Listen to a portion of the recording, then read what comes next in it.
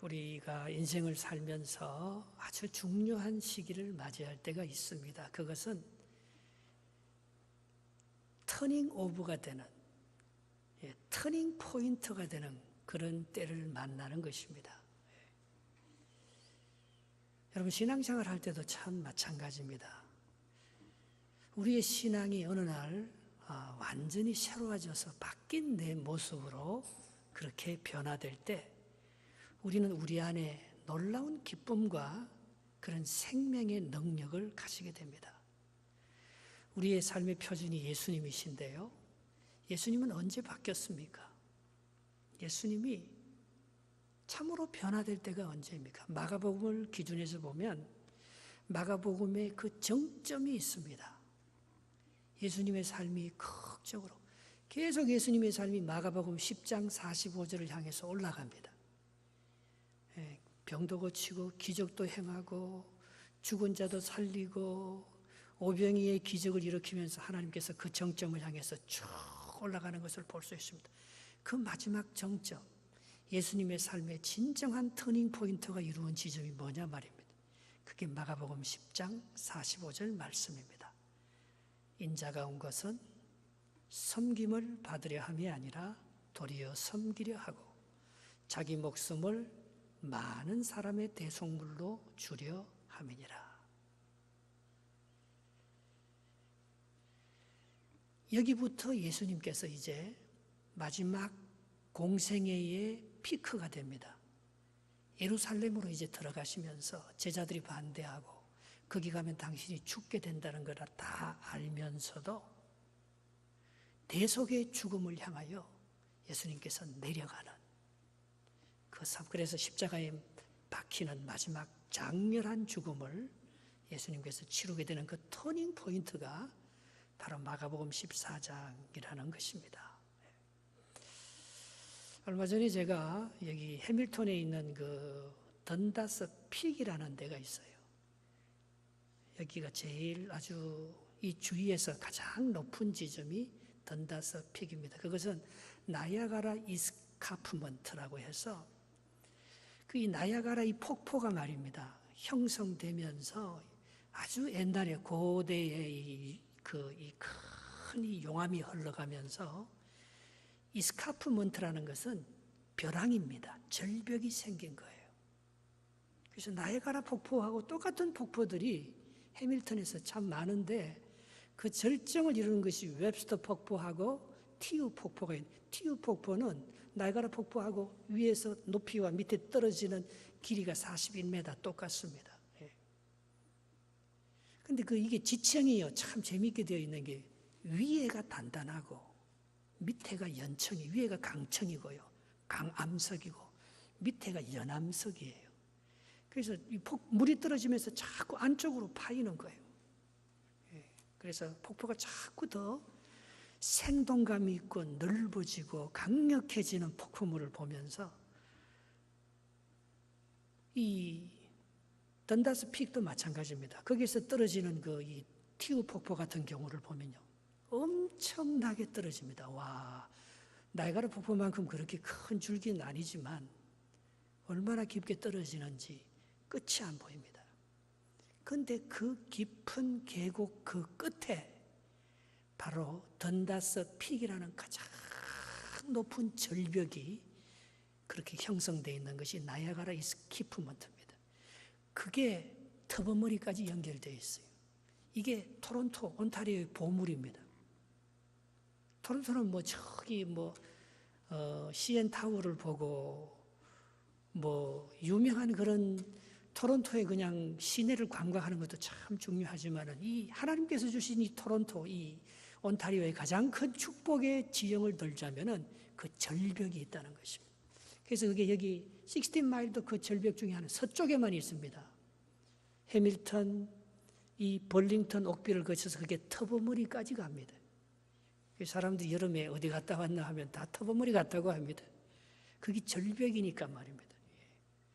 그게 아주 절경을 이루면서 저기 지난주에도 우리 친구 목사님들하고 함께 여기 이 우리 벌링턴 옥빌도 6개의 이 절경들이 있습니다. 그 켈소도 마찬가지고요. 예. 니모산이라는 곳에 한번 데리고 갔더니만요. 그 돌바위산인데 1시간만 하면 이렇게 하이킹을 할 수 있습니다. 근데 그 갔다 온 사람들이 너무 놀라는 거. 아니 토론토에 아니 이런 곳이 있었냐고 말입니다. 예. 이렇게 아름다운 절벽이 형성되는 그 밑은요.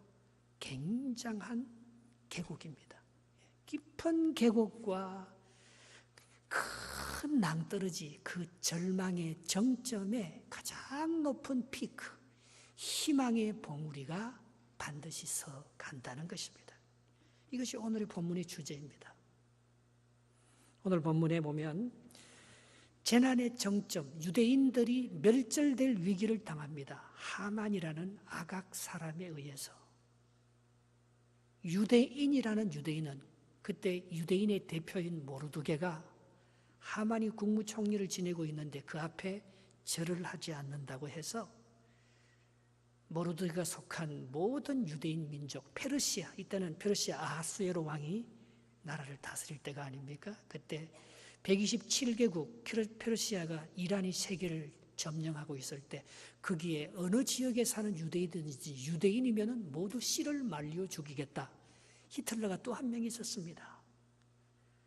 그래서 바로 유대인들이 멸절당할 그 위기에 하나님께서 극적으로 에스더라는 사람을 보내어서 그가 죽으면 죽으리라는 가장 깊은 계곡 골짜기로 내려갔었을 때 하나님께서 에스더의 금식과 그의 기도를 들으시고 하만이 세운 그 죽음의 계곡의 작전을 바꾸어서 하나님께서 유대인들을 다시 한번 회복시켜주는 사건이 에스더 본문의 이야기입니다.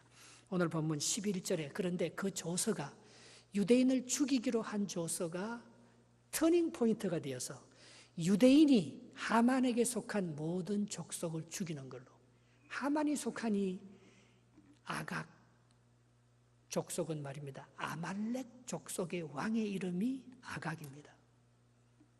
이 아말렉은 에서의 후손입니다. 한 집에 둘이 다 살 수 없어요. 야곱이 살든지 에서가 살든지 둘 중에 하나 살아야 돼요. 근데 이 에서 족속, 이 아말렉 족속, 그게 왕인 아각의 후손인 이 하만이 말입니다. 이스라엘에게 이빨을 갈고 있습니다. 출애굽기 17장에 보면 이들이 광야를 여행하는데 뒤에서 와서 이스라엘을 공격한 가장 악랄한 민족이 아말렉 족속이에요. 그래서 하나님께서 아말렉은 이 세상에서 내가 씨를 말리겠다 했어요. 그래서 사울하고 싸울 때도 사울 보고 아말렉 사울하고 싸울 때 보면 아말렉에 속한 것은 짐승 한 마리도 남김없이 다 싹쓸이 하라고 했습니다. 그런데 사울이 그렇게 하지 않잖아요. 자기가 보기에 좋은 건 남기고. 그래서 왜 그걸 남겼느냐고 하나님께서 이거는 완전히 할렐 전투기 때문에 그 씨를 말리는 하나님께서 에서의 후손들을 허락하지 않는 하나님의 진노와 심판의 칼인데 네가 왜 남겼느냐고. 하나님께서 제사하기 위해서 남겼다고. 그건 하나님의 뜻이 아니라고 하면서 그래서 이 아말렉의 후손들은 이빨을 갑니다. 이스라엘 백성을 죽이려. 아마 그런 과거 역사적인 사실을 너무나 잘 알고 있는 이 하만이 말입니다.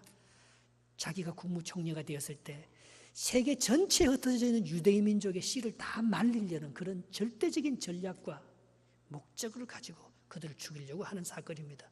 그런데 바로 그때에 하나님의 터닝 포인트, 극적인 반전이 일어나는 것이 오늘 본문입니다. 그래서 11절 말씀 이렇게 시작하는데요. 같이 한번 읽어볼까요? 11절 시작. 조서에는 왕이 여러 고을에 있는 유대인에게 허락하여 그들이 함께 모여 스스로 생명을 보호하여 각 지방의 백성 중 세력을 가지고 그들을 치려하는 자들과 그들의 처자를 죽이고 도륙하고 진멸하고 그 재산을 탈취하게 하라. 반대 역전이 일어나게 되었던 것입니다. 오히려 이스라엘 재산을 보호하고 그들을 죽이는 처자와 모든 자식들을 다 죽여도 된다는 왕의 조서가 바뀌어서 오늘 내려오는 것을 볼 수가 있습니다. 1910년에 우리나라가 일본에게 망하고 1931년에 만주사병을 일으키면서 일본이 우리나라를 넘어서 드디어 대륙으로 진출하기 시작합니다. 1937년 중일전쟁을 일으키면서 중국을 먹고 말입니다. 그러면서 우리에게는 이제 민족 말살 정책이 시작됩니다. 우리 민족 자체를 없애려고요. 그래서 이름을 다 일본식 이름으로 바뀌었습니다. 우리나라 한글 조선말을 없앴습니다. 특별히 우리 조선에 세워진 많은 기독교 학교를 다 폐교시키고 선교사들을 추방시켰습니다. 그때 예수를 믿는다는 것은 순교를 각오하지 않으면 예수를 믿지 못하는 정말 어려운 시기고, 우리의 자녀들, 젊은이들은 징병으로 정신대로 다 끌려가서 우리 민족의 희망은 없어 보였습니다. 모든 것이 그렇게 해서 끝나는 것처럼 보였습니다. 하만이 유대민족을 말살시키려고 하는 것처럼 일본이 대동아전쟁을 일으키고 진주만을 공격하여 미국 본토를 공격하면서 정말 일본이 이 세계를 제패하는 그런 나라가 올 것만 같았습니다. 그러나 트루만 대통령이 그런 말을 했습니다. 마지막 경고입니다. 만일 일본이 항복하지 않으면 폐허의 비를 너희 땅에 내리게 할 것이다. 그래서 1945년에 원자폭탄이 떨어지면서 일본이 항복을 하고 우리가 전혀 생각하지도 못한 8.15 해방의 기쁨을 얼마 전에 우리가 누리게 되었대. 그리고 71년이 지났습니다. 우리 1948년에 우리는 남한 이승만을 중심으로 해서 우리의 정권을 이룩하지만 북한은 똑같이 1948년에 김일성을 중심으로 자기의 정권을 이루기 위해서 우리 남북이 갈라진 지 지금 69년이 되었습니다. 어쩌면 바벨론 포로에서 해방되는 70년이 내년인데 하나님께서 내년에 어떤 역사를 일으킬지 기대하고 기도하고 있습니다. 잠언 16장 9절에 하나님께서 이렇게 말합니다. 사람이 마음으로 자기의 길을 계획할지라도 그의 걸음을 인도하시는 이는 여호와시니라. 역사가 내 마음대로 안 됩니다. 악인이 생각하는 그 방법대로 역사가 진행되지 않습니다. 하만이 생각하는 그 계획대로, 아하수에로 왕에게 받은 조서대로 유대인들을 다 진멸시키는 그 작전이 그 작전대로 안 되었던 것입니다. 내가 온갖 것들을 다 계획해도 우리의 걸음을 인도하시는 분은 하나님이신 것입니다. 요즘 토론토 살면서 그런 걸 참 많이 느낍니다. 야, 내가 어떻게 이 토론토에 와서 살게 되었지? 이렇게 좋은 여름과 안전한 땅에서, 야, 어떻게 내가 이걸 알고, 여러분이 이 토론토가 이렇게 좋은 줄 알고 여기 이민 왔습니까? 어쩌다가 내가 사는 지역도요, 하나님이 정해주는 거예요. 우리가 사는 경계도요, 하나님의 손 안에서 다루어지는 거예요. 이게 하나님께서 우리의 가는 걸음을 인도하시고 이끌어 가시는 하나님의 섭리지. 이 역사도 말입니다. 참, 악인의 역사가 얼마나 강합니까? 예수님이 빌라도에 의해서 죽을 때 그 로마의 강력한 법적인 힘과 정치적인 능력이, 예수 그리스도는 정말 피렘이고 메뚜기지 않습니까? 그러나 예수 그리스도의 나라는 영원해도 로마는 얼마 가지 못해서 망해버립니다. 우리의 역사를 주관하시는 하나님, 우리의 삶의 경계선을 주관하시는 하나님, 우리의 때를, 정한 때를 정하셔서 1945년 8월 15일 우리에게 자유와 기쁨을 주는 가장 절망의 순간에 모든 것을 잃어버리고 우리 민족의 씨가 말려지려는 그 마지막 그 깊은 계곡의 정점에서 하나님께서는 가장 높은 희망의 해방과 자유의 기쁨을 주시면서 하나님의 역사를 이끌어 가시는 그분의 역사야말로 우리는 찬양하지 않을 수가 없는 것입니다.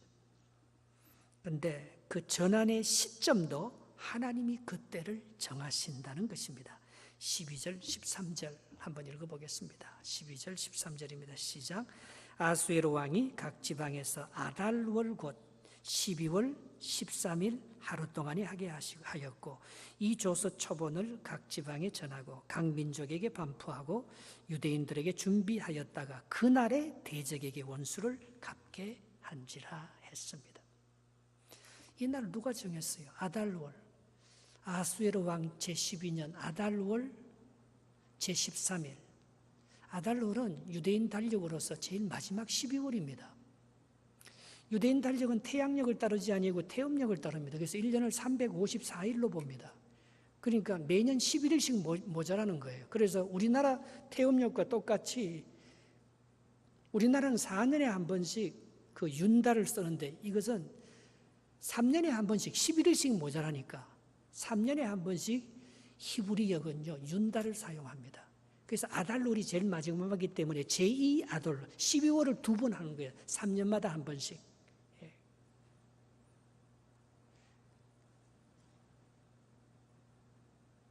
그런데 오늘 본문에 보면 이게 이란은 태양력을 쓰거든요. 페르시아는 태양력을 썼습니다. 그런데 오늘 본문에 이란의 역사를 가지고 이 에스더서를 기억하는 것이 아니고 자기들이 원래 고유한 자기들이 옛날에 살았던 이스라엘 그 민족이 있었던 그 히브리역을 가지고 오늘 아하수에로 왕 제12년이지만 그걸 유대 달력으로 말하면 아달월 제13일이라는 거예요. 그런데 그날을 유대인들을 죽이기 위해서 하만이 제비 뽑아서 정한 날입니다. 그게 아하수에로나 유대인들이 자기가 정한 날이 아니고 유대인들을 멸망시키기 위해서 하만이 생각하다가 그가 제비를 뽑아서 정한 날. 제비를 뽑다 그게 불임이에요. 그 불임절이에요. 오늘 이 에서의 후손 아말렉의 후손이니 하만이 말입니다. 유대인 전체를 멸절시키기 위해서 제비 뽑아 딱 정한 바로 그날이 아달월 제13일입니다. 바로 그날 하나님께서는 유대인을 죽이고 하는 바로 그날 하만을 장대 높이 달아서 하만을 죽이고 하만의 자녀들을 다 죽이고 하만의 재산을 에스더에게 돌려버리는 그런 역사를 만들어가는 걸 볼 수 있습니다. 에스더서 3장 7절을 같이 한번 읽어보겠습니다. 에스더서 3장 7절입니다. 아하수에로 왕 제12년 첫째 달 곧 니산월에 무리가 하만 앞에서 날과 달에 대하여 부르고 제비를 뽑아 12째 달 곧 아달월을 얻은지라. 제비를 뽑아서 정해서 자기들이 이 유대인을 멸망시키려고 정한 그날이 아달월 13일이라는 것입니다.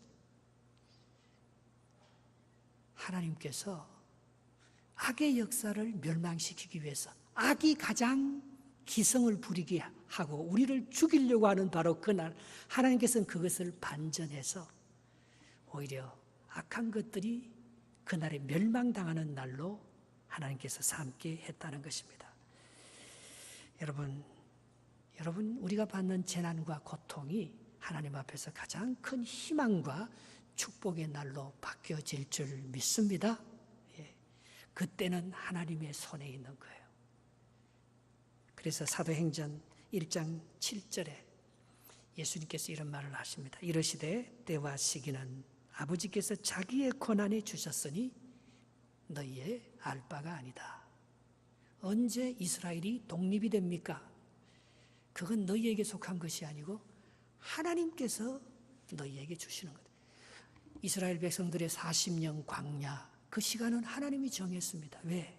그들이 40일 동안 정탐하면서 불평한 하루를 1년으로 계산해서 하나님께서는 이스라엘 백성들이 40년간 광야에서 고통받게 했습니다. 바벨론 포로 70년간 그건 하나님이 정했습니다. 언제 돌아올지 막막한 그들에게 이사야와 에레미야 선지자를 통해서 하나님께서 이스라엘을 바벨론 포로에 묶어두지 아니하고 70년 후에 돌아오게 할 것이다. 하나님께서 때를 정했습니다. 우리가 분단된 지 이제 69년이 됩니다. 하나님 언제 이 나라가 평화로운 통일을 맞이할 수 있겠습니까? 왜 독일이나 예멘이나 수단이나 모든 나라들이 다 통일되고 하나가 되었는데 오직 지구상에 하나밖에 남지 않은 이 분단국가 하나님 이 민족은 언제 통일시켜 주시겠습니까? 모르겠어요. 그러나 모든 일에 기한이 있고 모든 사건에 때가 있듯이 말입니다. 하나님께서 그 때를 정하시고 이 인류 역사를 이끌어가기 때문에 우리는 그분이 이끄는 그 때에 그분의 시간에 우리가 맞추어 드리는 것입니다. 조급해하지 말고.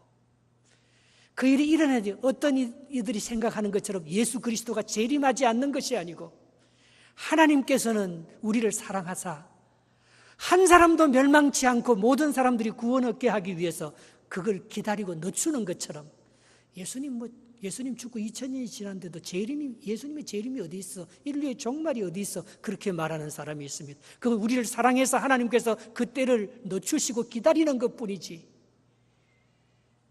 예수님의 재림과 심판이 없는 것을 말하는 것이 아닌 것입니다. 하나님의 때, 그의 때에 이루어질 줄 믿습니다. 이게 우리의 신앙인의 고백입니다. 하나님의 때를 바라보는 사람은 겸손하고 끝까지 참아낼 수 있습니다. 이 찬송을 같이 한번 불러봅시다.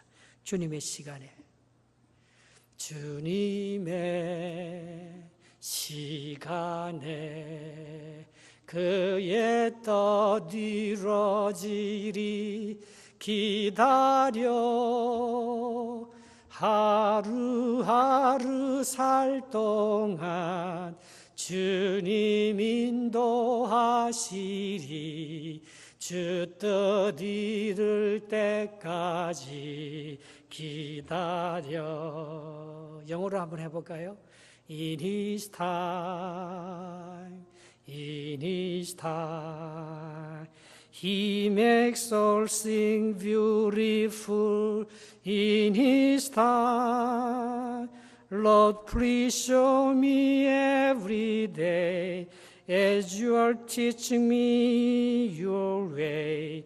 Then you do just what you say in your time. 내 시간이 아닙니다. In your time. 내가 생각하는 그때가 아닙니다. In His time. 그분의 시간에, 하나님의 시간에 맞추어 드리는 것. 바로 거기에 진정한 변화가 일어난다는 거예요. 내 의도가 아닙니다. 내가 갖고 있는 계획과 내 의지가 아닙니다. 그분이 준비해 놓은 시간이 반드시 있다는 것입니다. 하나님이 하시는 일은 더딘 것이 아니라 매우 적절하게 이루어지고 있다는 것입니다. 오늘 본문 14절 한번 보겠습니다. 14절 시작. 왕의 어명이 매우 급함에 역졸이 왕의 일에 쓰는 준말을 타고 빨리 나가고 그 조서가 도산 스산성에 반포되니라. 지금 하루 동안에 유대인들을 멸망시키려고 하는 그 조서를 다 바꾸어야 되기 때문에 지방 장관들과 모든 그 국가 권력은 유대인들을 죽이려고 이제 막 나가려고 하는데 하루 만에 그 조서가 바뀌었으니까 오늘 왕에 속한 모든 역졸들이 준말을 타고 125성을 막 달려가면서 지방 장관에게 아니라고 유대인들을 죽이는 조서가 잘못되었다고 하면서 하나님께서 그 급한 소식을 오늘 수산 도성 전체에 내포하고 있는 것을 볼 수가 있습니다. 여러분, 이 일을 이루어 나가는 데 있어서 에스더의 역할은 참 중요합니다. 에스더가 서두르지 않는다는 거예요. 여러분, 내가 서두르면 하나님은 일하지 않습니다. 느긋해집니다. 내가 느긋하게 하나님의 때를 맞추면 하나님께서 그때부터 일합니다. 여러분, 누가 막 난리를 치면 그래 한번 어떻게 하는가 보자 내버려 주지 협조하지 않습니다.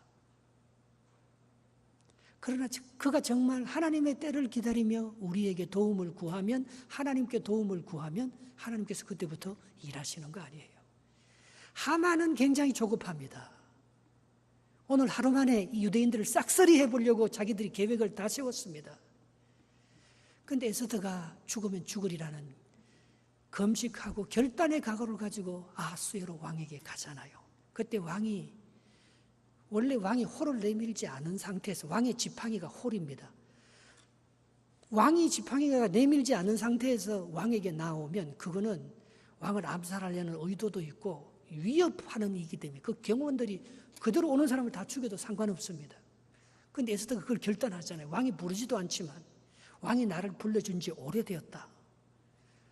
그런데 왕이 나를 부르지도 않는데 내가 왕에게 나아가면 나는 어떤 위기를 당할지도 모른다. 내가 죽으면 죽을 각오를 하고, 그렇지만 오늘 밤에는 내가 반드시 아하수에로 왕에게 나아가서 우리 유대민족의 이런 어려운 형편을 내가 도와달라고 호소해야 될 것이다.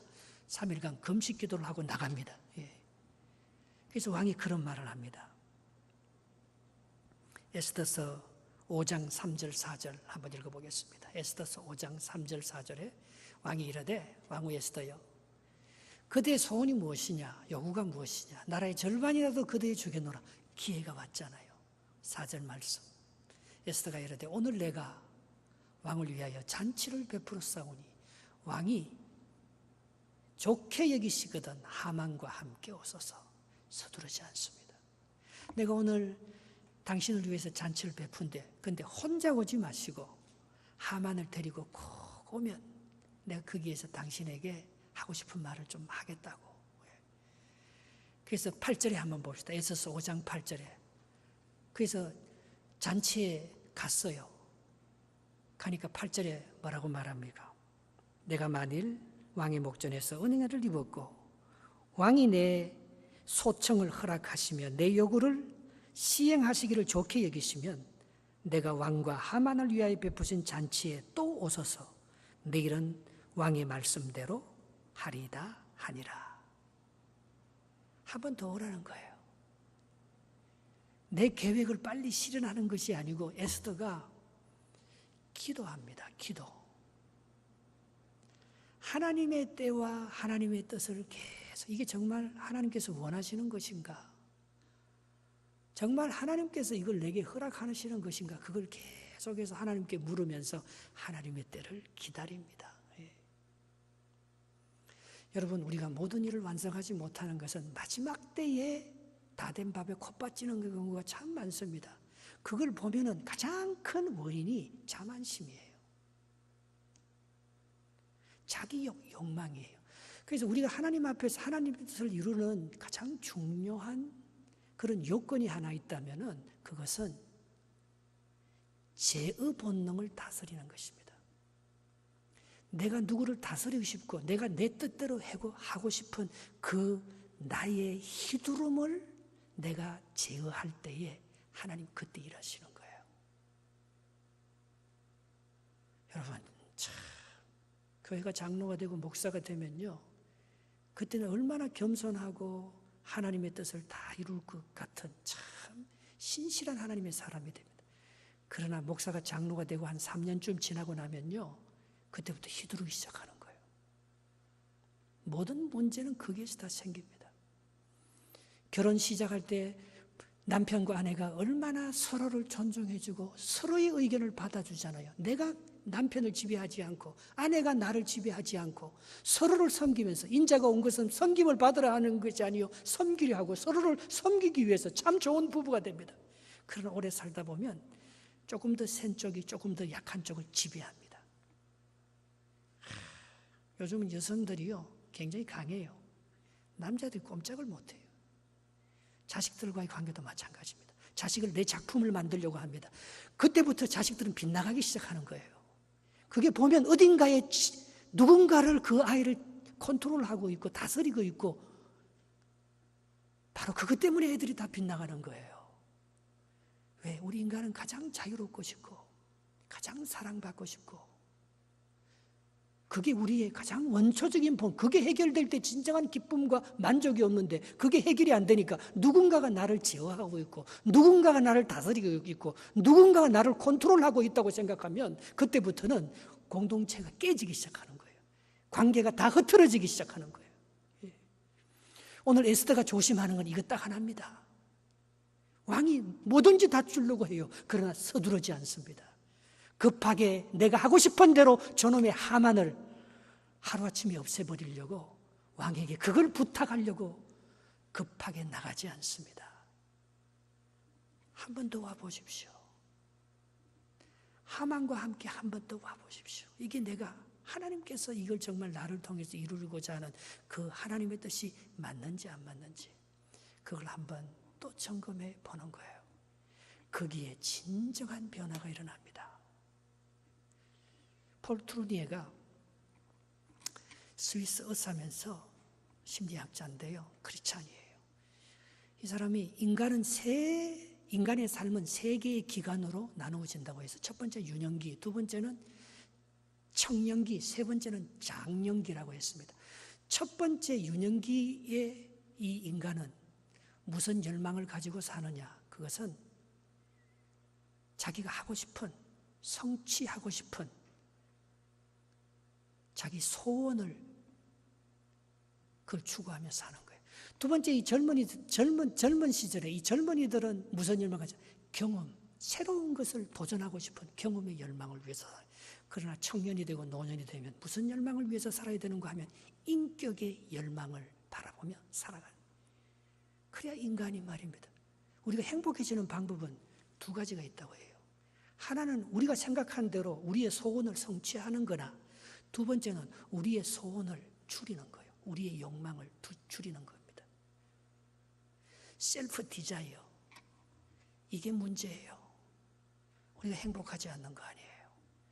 셀프 디자이어가 너무 크고 나이가 들고 인격이 성숙하고 예수 그리스도를 많이 믿고 어른이 되면 셀프 디자이어가 오히려 낮아지지 않는데, 인자가 온 것은 섬김을 받으려 하는 것이 아니고 섬기려 하는 셀프 디자이어가, 예수님이 위대하게 된 것은 셀프 디자이어가 살아가면서 자꾸 낮아지는 것입니다. 뭘 해도 감사하고, 셀프 디자이어가 높다고 내 뜻대로, 내 욕망대로, 내가 남을 제어하는 그 뜻대로 다른 사람이 움직여주는 그 가정은 행복하지 못합니다. 그 공동체는 아름다운 공동체를 만들어갈 수가 없습니다. 셀프 디자이어를 낮추는 거예요.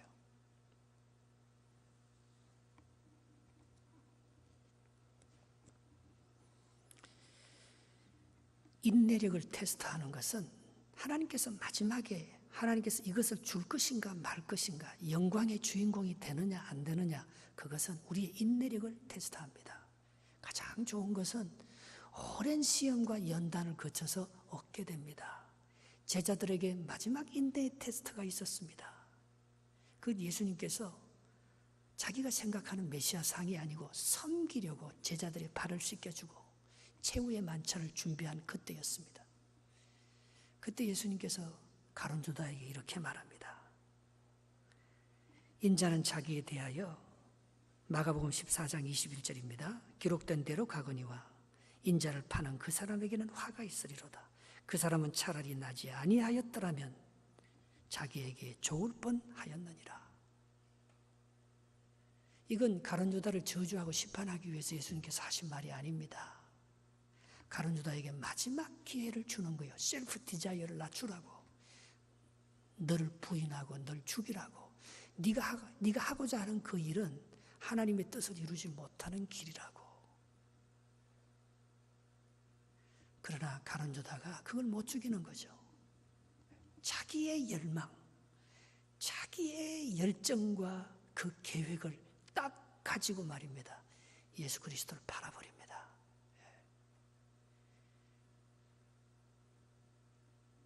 여러분, 예수 그리스도가 위대하게 된 게 뭐예요? 갈수록 예수 그리스도가 자기의 열망과, 예수 그리스도가 갈수록 오병이의 기적을 더 많이 일으키고, 예수님이 갈수록 죽은 자를 더 많이 살리시고, 예수 그리스도가 갈수록 병자들을 더 많이 고쳤다면 예수 그리스도는 하나님의 아들이 될 수가 없습니다. 그 자기의 열망이 너무 커서 가룟 유다처럼 되어버리는 거예요. 가룟 유다나 예수님이나 종이 한 짝 차이예요. 우리가 나이가 들수록 어릴 때는 우리의 열망과 우리의 소망이 크지요. 그걸 위해서 살아야지요. 그러나 우리가 점점 나이가 들면서 하나님께로부터 가까이 갈 날이 자꾸 많아지는데, 예수님이 위대하게 된 것은, 예수님의 터닝 포인트는 내가 섬기러 왔다는 그 각오를 하고 죽으러 예루살렘에 들어가는 그의 낮아짐에 가장 위대한 역사를 만들어 갔다는 사실. 그게 우리를 변화시킵니다. 그게 우리 자녀를 변화시킵니다. 그게 공동체를 변화시킵니다. 그게 세상을 가장 아름답게 만들어 갑니다. 그래서 빌립보서 2장 6절 7절에 예수님의 사역을 한마디로 요약하면 빌립보서 2장 6절 7절 아닙니까? 그는 근본 하나님의 본체시나 어떻게 해요? 하나님과 동등됨을 취할 것으로 여기지 아니하시고 오히려 자기를 비워 종의 형체를 가지사 사람들과 같이 되셨고, 이게 바로 예수님의 아이덴티티잖아요. 이게 바로 예수님의 터닝 포인트잖아요. 만약에 내가 인자가 섬김을 받으려 함이 아니요 섬기려 왔고라는 마가복음 10장 45절의 정점을 띠지 못했으면 오늘 이 온타리오와 이 캐나다 땅에 큰 절망과 심판인 나이가라 폭포 같은 절벽이 생겨나지 않았더라면 이 땅은 이렇게 축복된 땅이 못 됩니다. 가장 끝, 폭포의 끝, 절벽의 끝, 벼랑의 끝, 이스카프먼트 때문에 이 땅의 아름다움, 동쪽에는 전부 평지뿐이에요. 그러나 서쪽이 이렇게 아름답게 산이 있고 높은 봉우리가 있고 정상이 있고 희망이 있고 축복의 영광의 자리가 있는 것은 오늘 이 땅에 깊은 절망과 나이가라 이스카프먼트가 생겼기 때문에 이 땅이 이렇게 복되고 아름다운 땅으로 바뀐 거예요. 에스더가 나는 죽어도 좋습니다. 우리 민족을 구하기 위해서 내가 들어가겠습니다 하는 자기 죽음, 자기 버림, 셀프 디자이어를 꺾지 않았더라면 오늘 유대인에게는 그런 구원의 역사가 일어나지 않았을 것입니다. 인생의 전환점은 우리가 높은 추앙을 받는 영웅의 자리에 올라서는 게 아닙니다. 인생의 전환점은 자기 부인입니다. 셀프 디자이어를 낮추는 것입니다. 그것이 가룟 유다와 예수님의 차이였습니다. 예수님도 가룟 유다 얼마든지 될 수 있었어요. 가룟 유다도 조금만 자기의 마음을 제대로 잡았더라면 자기의 뜻, 그 제어 본능, 누구를 컨트롤하고 예수님을 메시아는 이렇게 되어야 된다는 자기 의가 조금만 꺾였더라면, 맞아. 이사야서에 예수님께서는 저렇게 고난받는 종의 모습으로 십자가에서 힘없이 죽는 모습으로 장대 위에 높이 달려서 죽는 자마다 저주를 받는데 여호와 니시는 이 장대입니다. 니시라는 말은 장대예요. 깃발이에요. 바로 하만이 모르드게를 그 장대 위에 달아서 자기가 니시하려고 했어요. 그러나 하나님께서는 그 장대, 하만이 준비한 22mm 그 장대, 오히려 하만의 머리를 달아서 정말 여호와 니시, 그것이 출애굽 17장에 아말렉과 싸워서 모세가 손을 들면 기도하면 이기고 모세가 손을 내려서 힘이 약하면은 여호수아의 군대가 아말렉에게 절 때 모세가 끝까지 손이 내려오지 않도록 아론과 훌이 와서 모세의 손을 받쳐주면서 끝까지 기도할 때 아말렉을 쳐서 멸할 때 하나님께서 그때 세운 기념비가 여호와 니시라고 했습니다. 하나님의 깃발, 하나님의 장대로 이 모든 것을 쳐서 이겼다. 그 승리가 거기에서 나옵니다. 그래서 새로 잔치를, 오늘 하만하고 모르드게와의 차이점이 그 다음 절에 나와 있습니다. 15절 한번 보겠습니다. 본문 15절 보겠습니다. 모르드게가 푸르고 흰 조복을 입고 큰 금관을 쓰고 자색하는 배에 겉옷을 입고 왕 앞에 나오니 수산 성리 즐거이 부르며 기뻐하고, 성리를 기념하기 위해서 모르드게의 머리에는 금관을 썼습니다. 그러나 그의 모습을 보면 흰 조복을 입고 자색 베옷을 입고 왔어요. 상복을 입고 온 거예요. 여러분, 우리는 그리스도 안에서 얼마든지 강하고 담대하고 이길 수 있습니다. 그러나 우리는 그렇게 사는 것이 아니고 많은 사람을 섬기기 위해서 온 거예요.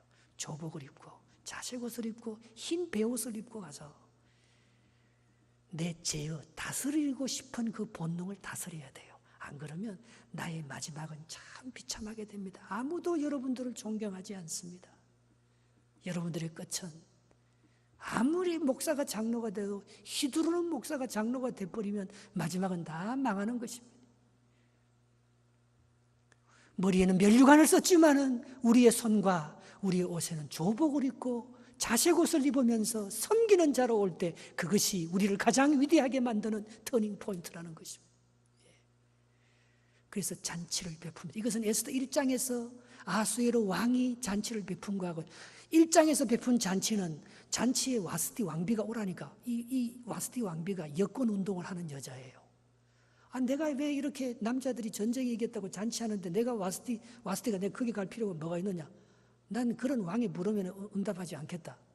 와스비가 아수에로 왕의 그 초청에 칼을 세우면서 자기가 왕을 한번 컨트롤 해보겠다고 제의 본능을 나타냅니다. 그 잔치는 화려했고 그 잔치는 위대한 잔치였지만은 그 잔치에 와스티는 폐위되고 거기서 에스더가 왕비로 다시 등극한 거 아니에요. 그러나 지금의 잔치는 가장 초라하고 아주 약한 잔치입니다. 그러나 거기는 진정한 내적인 기쁨과 하나님의 희망과 약속이 넘치는 그런 잔치가 되었습니다. 즐거움과 기쁨은 다릅니다. 세상에선 즐거움을 줘도 우리 안에 진정한 기쁨은 그리스도 안에서만 얻을 수가 있습니다. 이거는 안에서부터 샘솟는 기쁨이지. 카라, 기뻐하다에서 나온 카란, 이 기쁨은요 생명의 말씀이 내게 있기에 기쁜 거예요. 예수 그리스도의 진리의 생명이 살아있기 때문에 기쁜 거예요. 그거는 세상의 환경에 의해서 뭐가 좋으면 잘 되면 기쁘고 잘못되면 슬프고 그런 환경에 의해서 휘둘리거나 뭐런 외적인 좋은 조건 때문에 내가 휘둘리는 것이 아니고 내 세상에 어떤 어려움을 당해도 내 안에 진정한 하나님의 생명의 말씀과 나의 낮아짐으로 말미암아 하나님께서 나에게 주시는 진정한 기쁨이 오늘 있는 그게 마지막 줄 오늘 2절 말씀입니다. 16절 17절 말씀 한번 읽어보겠습니다. 시작. 유대인에게는 영광과 즐거움과 기쁨과 존귀함이 있는지라.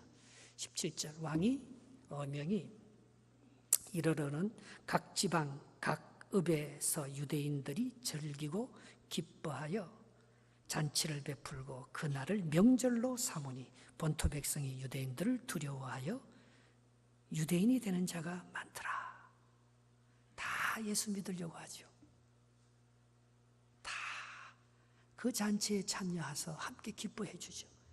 그런 은혜가 정말 넘치는 여러분의 삶의 진정한 터닝 포인트, 나이가라 폭포, 여러분의 삶의 가장 밑에 그 계곡의 깊은 절망, 셀프 디자이어가 다 떨어지는, 자기가 죽는 그런 역사가 일어나는 여러분의 인생에 참 좋은 시기가 바로 오늘이 되기를, 바로 이 시간이 되기를. 그러면 가정이 살고 자녀가 살고 민족이 살고 하나님의 역사가 이 땅에서 왕성하게 일어납니다.